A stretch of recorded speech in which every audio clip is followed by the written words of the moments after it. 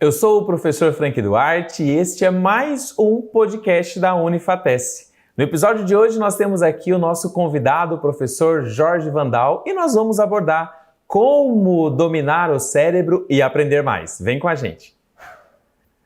Professor, seja bem-vindo hoje para a gente conversar um pouquinho a respeito desse tema tão importante. Muito obrigado, professor Frank. É um prazer estar aqui falando com alguém que é especialista nessa área.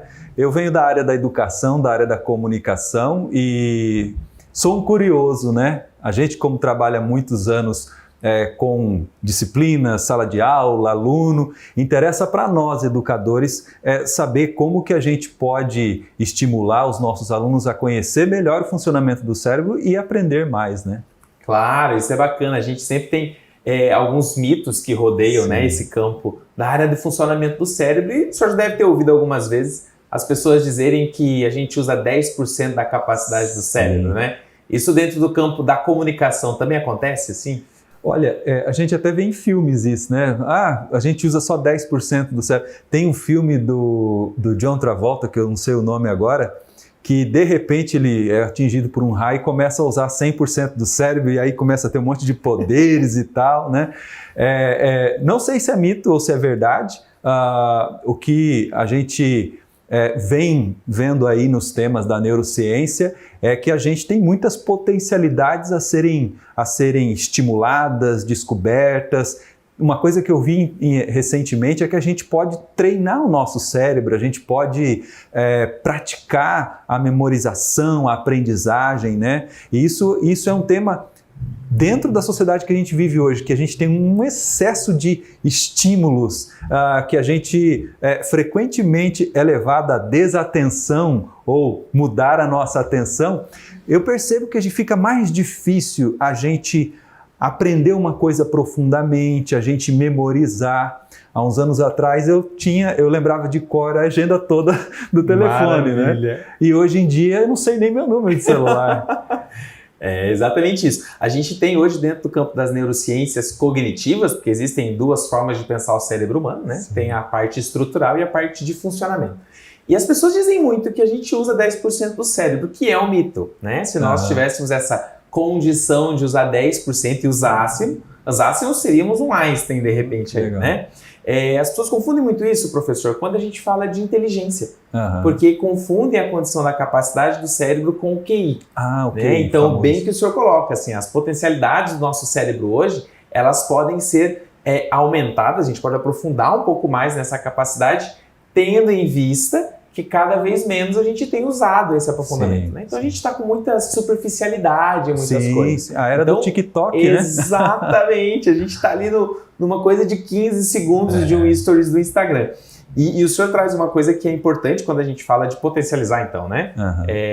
Muitas pessoas antes, quando iam decorar um número de telefone, não terceirizavam a função do cérebro, né? Hoje a gente terceiriza. Sim. Então, lá na agenda do telefone tem 500 contatos. Nossa memória artificial, né? Exatamente.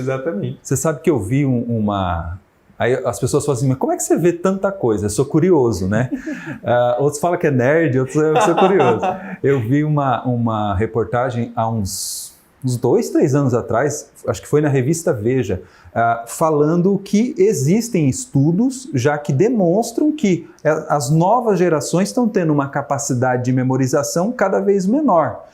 Há muito tempo atrás, quando eu fazia trabalho de escola, a gente ia na biblioteca, que é uma coisa que existia, a gente pesquisava nos livros. Agora a gente tem a grande memória coletiva mundial, que é a internet. A gente tem o grande, vamos dizer assim, oráculo mundial, que é o Google, onde a gente pesquisa e encontra Ninguém tudo. Mais busca Barça, ninguém sabe mais o que é Barça. Eu não queria falar isso, né? Barça é muito antigo. Mas a gente precisava memorizar, precisava pesquisar, pegar um livro, ter aquele contato. Agora, em milissegundos, a gente encontra qualquer assunto. E isso é muito bom. A tecnologia traz isso para a gente de forma muito positiva.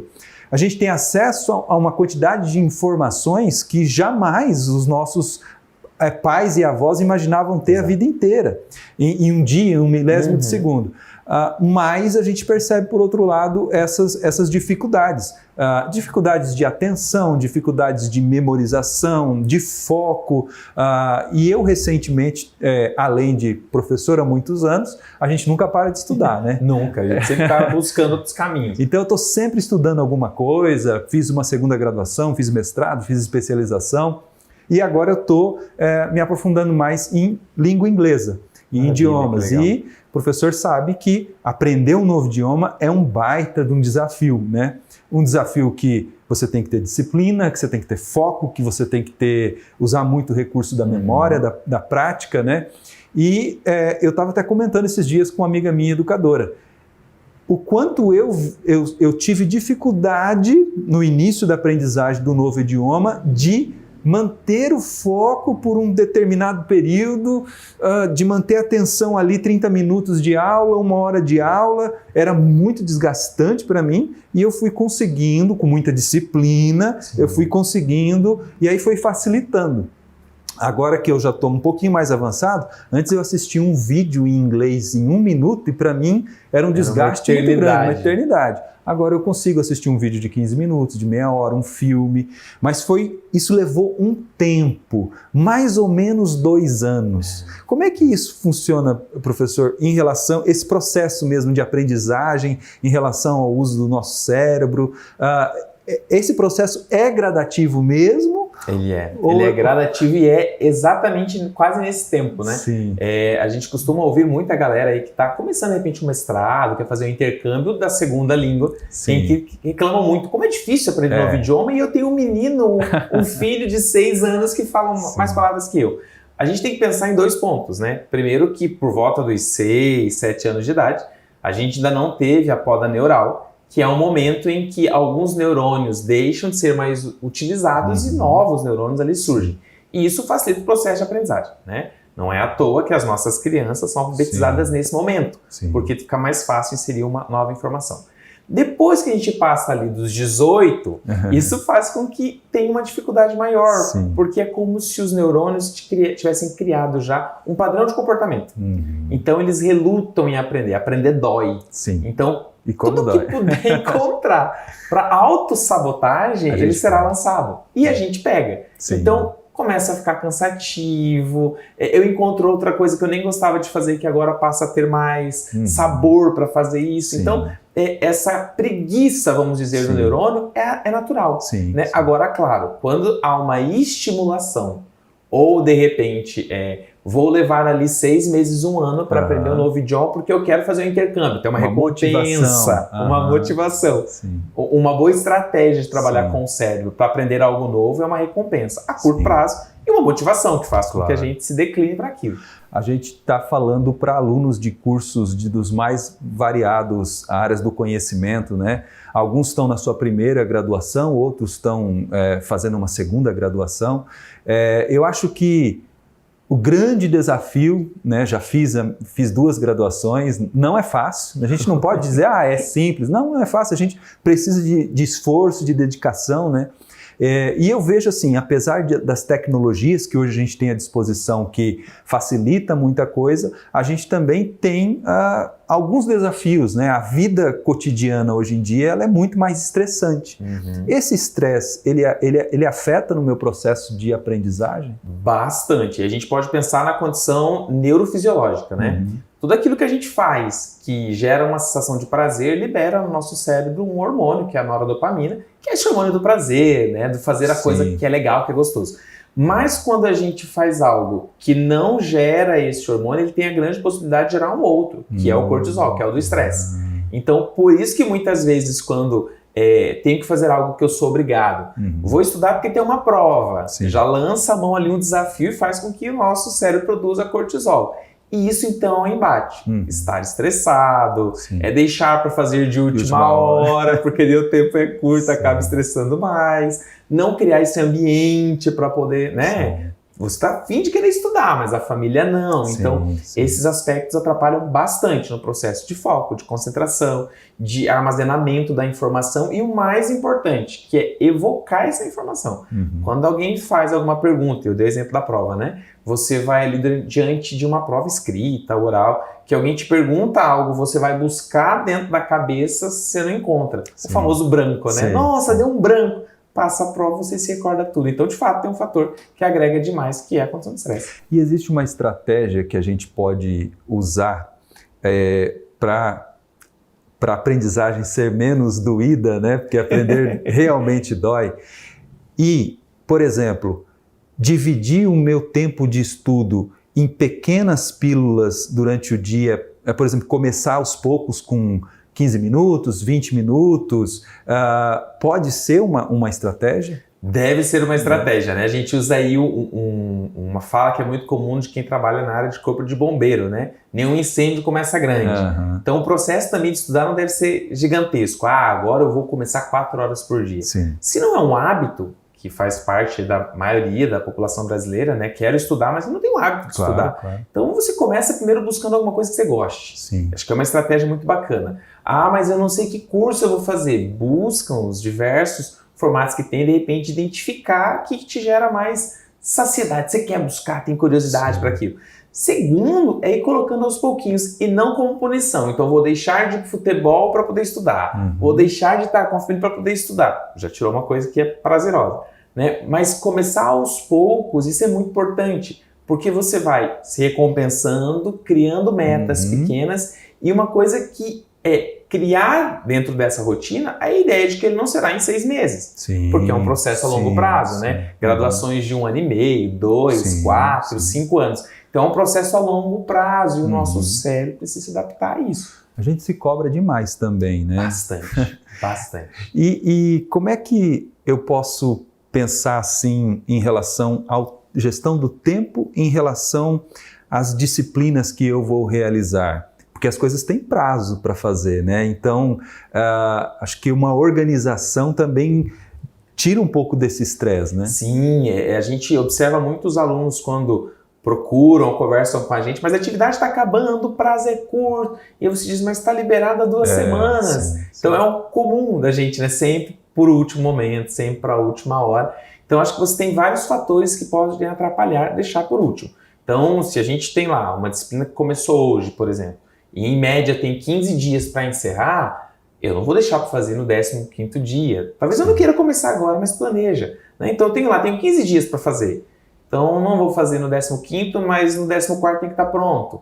Quanto tempo vou lá para fazer? 3 dias. Então ali no dia 11 já tem que ter que começar. Eu costumo dizer que é fazer um de trás para frente, o reverso. Então você olha onde é que você quer chegar, que é na data, e você começa a planejar isso anteriormente. Mas precisa começar. Você sabe que uma coisa que eu percebi nos últimos anos, né, na minha experiência como estudante, que o fator emocional implica muito em relação à aprendizagem. Quando eu encarava um curso, um livro com negatividade, com peso, aquilo tinha realmente um peso muito maior. A mesma atividade, o mesmo estudo, encarando de uma forma mais positiva e mais leve, se tornou mais leve. É impressionante assim. Então, o nosso estado emocional diante de uma coisa vai tornar ela mais pesada ou mais leve. É isso mesmo? Vai, porque isso é muita percepção do que a gente traz, né? Então, o nosso contexto, ele está muito conectado àquilo que é de percepção pra gente. Sim. Então, vou dar um exemplo de ensino médio, que muitas pessoas devem ter passado aí, ler todos aqueles livros de literatura brasileira pensando no vestibular. Sim. Então, você vai ler lá, por exemplo, Vidas Secas de Graciliano Ramos. Sim. Quando você já passou por essa etapa, que você quer absorver essa informação, isso é muito mais tranquilo. Né? Então, eu costumo brincar com o pessoal. Mas fazer uma graduação é muito demorada, mas talvez seja o primeiro degrau para você conseguir ter uma ascensão profissional. Então começa a pensar de trás para frente. Então falta só 1 ano e meio para eu poder ter um emprego melhor. Sim. Falta só 1 ano e meio para eu terminar minha graduação e conseguir ter um outro espaço de trabalho, conquistar os meus sonhos. Porque isso que é de percepção é uma leitura que a gente faz, né? E essa leitura, quando o nosso cérebro já começa com a negatividade, tem influenciado. E aí retomo aquilo que o senhor disse há pouco, de percebermos que as coisas têm ficado de forma mais superficial e a gente tem se aprofundado pouco. Né? Então, ao escolher a graduação, né, para quem está aí com a gente, esse espaço que você escolheu dedicar a estudar, a gente aprende muito mais se for em prática. Eu acho que a gente tem esse diferencial, né, de todas as atividades que se tem dentro do campo de aperfeiçoamento de avaliação são muito voltadas para a prática, onde o aluno pode se posicionar lá dentro e se ver na qualidade futura profissional. Isso ajuda muito, não é à toa que a galera diz que amam fazer as práticas, né, as atividades práticas. E eu acho que isso que você tocou em relação à escolha, né, do seu campo de estudo é muito importante, porque se você se identifica, você vai ter mais prazer em fazer aquelas disciplinas, aqueles conteúdos, aquelas práticas. Mas a gente precisa ser bastante resiliente também, porque os cursos não têm só aquilo que a gente mais gosta, tem outras disciplinas que são teoricamente aí mais teóricas, né? E eu, por exemplo, sou fora da curva. Eu fiz jornalismo e eu adorava filosofia e sociologia. Olha, que maravilha. Eu acho que o único da sala que gostava. Poucos ali. O pessoal odiava aqueles livros de sociologia, filosofia. E eu gostava porque eu sou curioso para entender e tal. Então, assim, eu me motivava muito pelas práticas, né, do jornalismo, telejornalismo, técnica de reportagem, me motivava muito, mas me motivava também nesse sentido. Então a gente às vezes precisa buscar o equilíbrio, né, tem uma coisa que eu gosto muito, mas tem uma coisa que eu não gosto tanto, mas que é importante, eu vou ter que passar por isso, né? A ideia da compensação, né? Por exemplo, algumas disciplinas como... Mas por que eu tenho que estudar responsabilidade socioambiental? Porque toda a sua carreira profissional vai estar pautada em cima de alguma coisa que impacte a sociedade, o mundo todo. E acho que a gente vai para fora da curva. Eu, quando estudei psicologia mesmo, a turma desesperava, não queria aprender estatística. E era uma matéria que eu era apaixonado por estatística. E hoje me auxilia muito em trabalhar com vários indicadores. Coisas, por exemplo, de quando a gente... Diga aí para quem é da área de humanas, por exemplo, né? Tem lá alguma disciplina pautada nisso, ela vai influenciar de alguma forma. Eu não estou conseguindo encontrar onde é que ela influencia. Pesquisa. Vai lá saber, mas qual é a relação disso? Você tem pós na área, é um campo de atuação. Se a disciplina está lá, é porque ela tem algum vínculo com a sua formação. E eu acho legal a gente ter uma postura diferenciada, que a gente ouve muito assim, nunca vou usar isso no ensino médio, nunca vou usar isso para nada e tal. No ensino superior, tudo que você vê, você vai usar para alguma coisa. Eu falo isso, você também teve a sua experiência, faz muitos anos que eu fiz minha primeira graduação. Até hoje tem coisas que eu aprendi lá atrás que eu estou redescobrindo agora. Né? Na minha prática profissional, em outras ações correlatas. Então, assim, conhecimento nunca é dispersado. Né? Tudo que a gente aprende vai construindo aquilo que a gente vai se montando. Né? Tem até uma frase de um filósofo, torna-te quem tu és, uma coisa assim, que é muito interessante. A gente vai se construindo, né? A gente vai se moldando com os conteúdos, experiências, conhecimentos que a gente vai adquirindo. Mas, professor Frank, assim, eu acho que essa questão emocional, como o professor falou, essa questão de disciplina, essa questão de postura em relação àquilo que a gente está imerso nisso, né?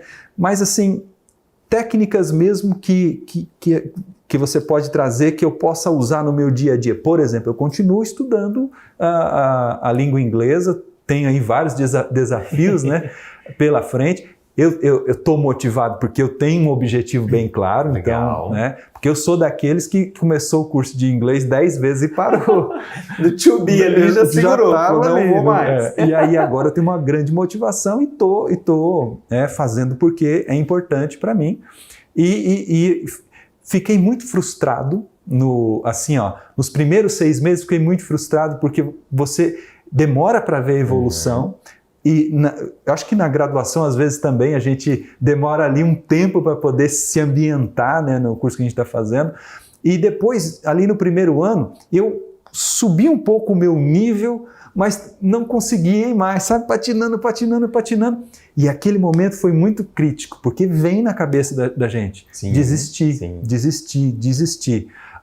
Mas o objetivo foi me levando mais adiante. Estou num nível agora muito desafiador.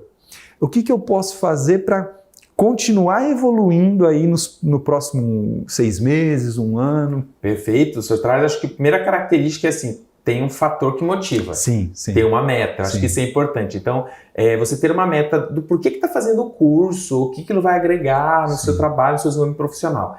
E disso, ir delimitando metas pequenas, palpáveis, que você consiga realizar, né? Então, eu costumo dizer, a galera já entra preocupado com o TCC. Relaxa o coração. Sim. Você tem uma disciplina aberta, você tem atividades da disciplina, você tem a apostila para fazer a leitura. Então, isso é importante, você organizar isso em metas reais, palpáveis, que dê para você manter-se motivado o tempo inteiro.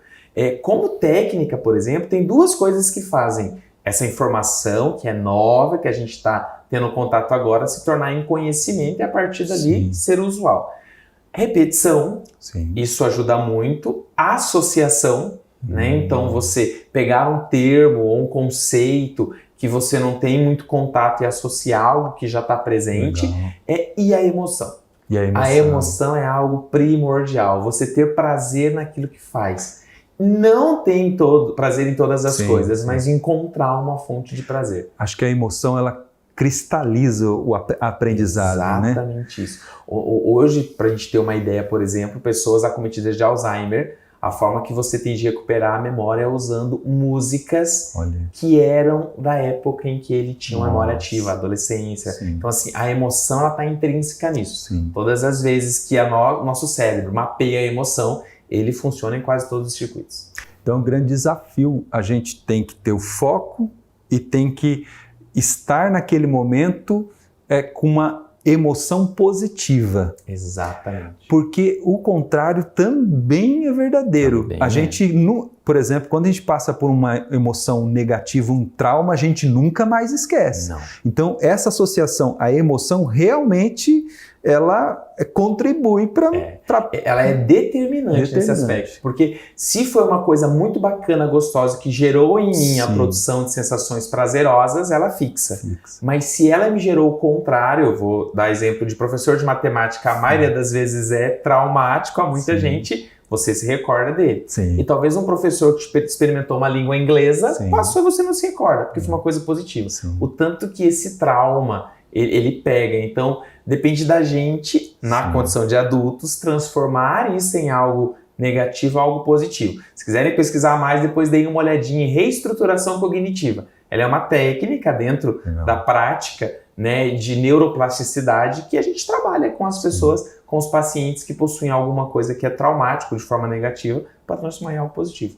Que maravilha. Né? Mas é muito bacana a gente poder ter esse espaço para discutir sobre esses temas, né? Quero aqui agradecer ao senhor professor Jorge Vandal por estar aqui com a gente, né? E também a vocês por terem acompanhado conosco esse podcast. Se você curtiu, compartilha, coloca aí para os seus amigos e esperamos encontrá-los em breve em mais um episódio do podcast da Unifatec. Até lá!